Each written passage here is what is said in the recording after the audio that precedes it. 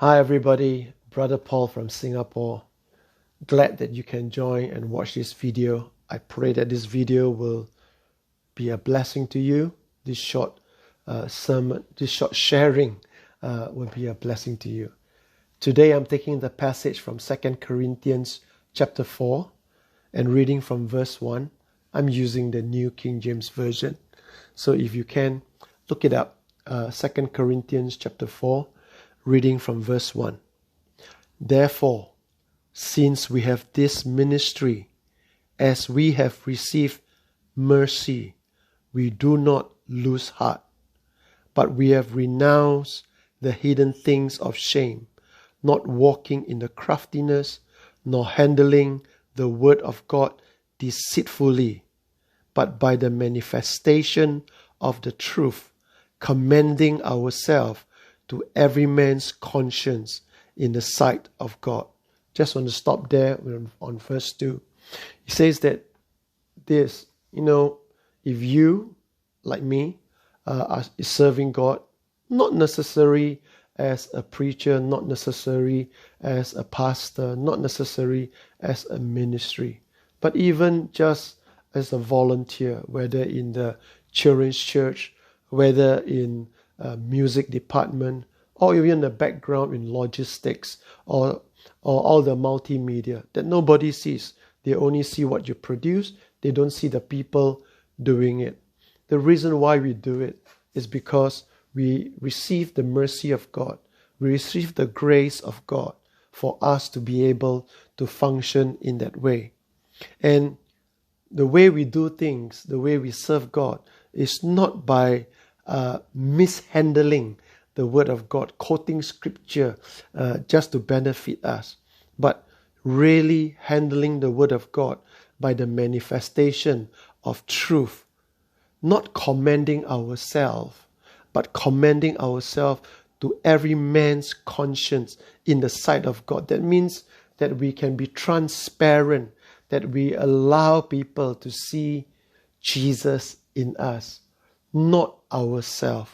Verse 3 says, "For even if our gospel is veiled, it is veiled to those who are perishing, whose minds the God of this age has blinded, who do not believe, lest the light of the gospel of the glory of Christ, who is the image of God, should shine on them." No matter, sometimes even though we serve, no matter how zealous, how determined we are in our care, in our concern, we give food to people, we help them when they are downtrodden. But no matter how you do, when you preach Jesus Christ, some of them, not all, but some of them reluctantly, they're very reluctant to come into the kingdom of God. They just want what you can give them, but do not want to receive Jesus, who is the giver of all things. And it's sad because the God of this world has blinded them to stop them from seeing the glory that is in Christ Jesus. Not the glory in us, but the glory that is in Christ Jesus.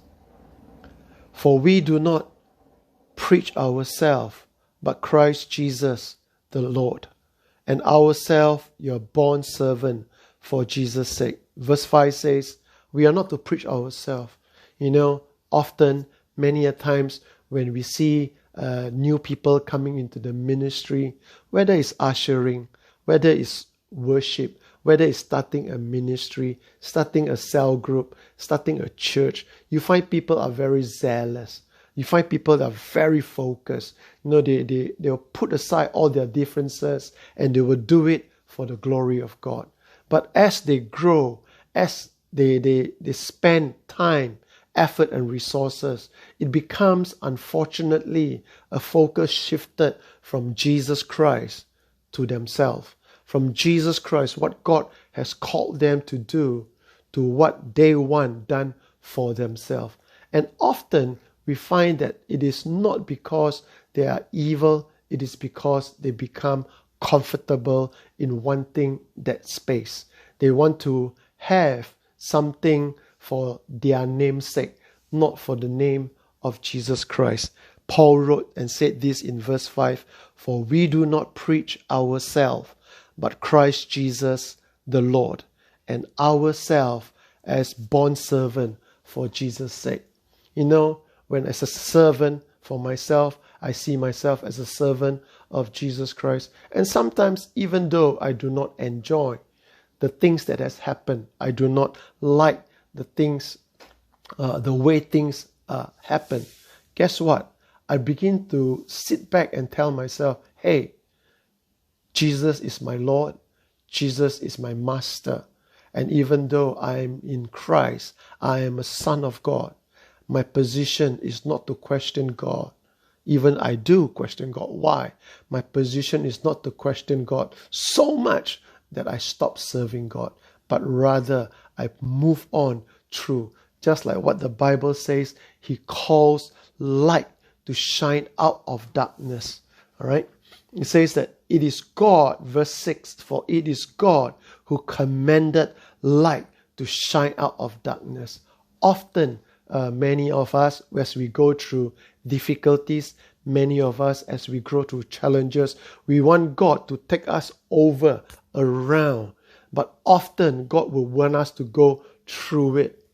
And as we go through that darkness, as we go through that challenge, as we go through that difficulty, through that obstacle, we come out becoming more than conquerors in Christ Jesus.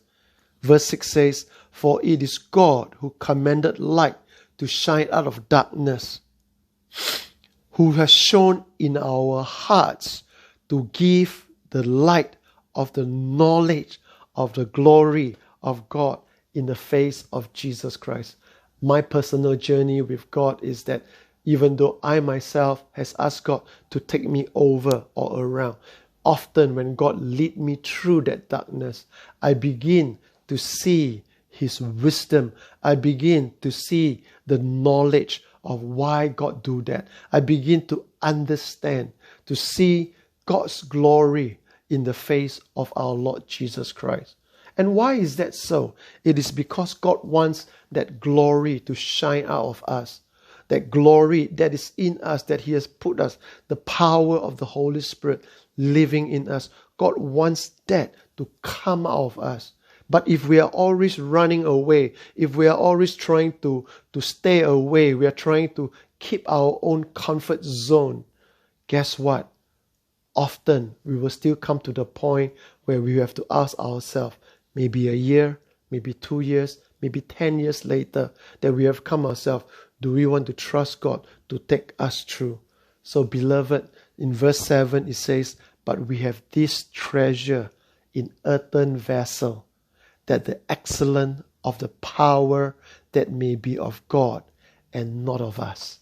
If you read on, Paul talks about he's hard pressed, he's delivered, he's persecuted. And I want to challenge you today as you listen to this. This is my challenge to you, that when you go through a tough time, for those of you, those of us who are still in some sort of a lockdown, and you're going through a tough time, perhaps financially, perhaps worry about your ministry, perhaps worry about your business, perhaps worry about your family. Guess what? Ask God to take you through. Ask God to give you revelation.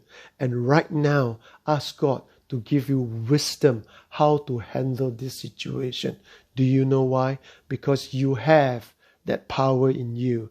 You have that Holy Spirit in you. And because the Holy Spirit wants to let the glory of Jesus Christ shine through you, through the darkness in these hard times. Beloved, we can do that, not because we are good, but because of the grace and mercy of our Lord Jesus Christ. The Lord bless you. The Lord glorify the name of Jesus through you every day of your life. In Jesus' name, be blessed. Bye-bye.